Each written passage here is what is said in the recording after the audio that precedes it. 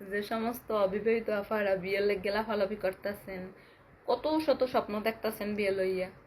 আসলে শ্বশুরবাড়ির রুটিনটা কেমন জানেন? শ্বশুরবাড়ি যাইবেন, সকাল হইতে সন্ধ্যা পর্যন্ত রানবেন বাড়বেন, পাইলারি মাজবেন, মূলত একজন হেল্পিং হ্যান্ড, মানে বাংলায় যে কামের বেটি যে সার্ভিস দেয়, এই সার্ভিস আপনি সব দেবেন। এরপর মনে হয় কি জামাই হাতে হাতে হেল্প করবে সব জিনিসে। হ্যাঁ, জামাই তো সকালবেলা ওইটা বাসায় দিয়ে ভাববে, সন্ধ্যার সময় আইয়া আমি যে রাইন্দে থইছেন এই কতটি গিললে মোবাইল ডেলে বইবে, কোথায় ফেসবুকে মানে কি কি আছে না আছে, বা নাহলে রিলস ঘাটবে। আর নয়তো যদি ভালো না লাগে তাই তো এলো যাইয়া বাইরে আড্ডা দিতে চলে যাবে বন্ধুকে লাগে।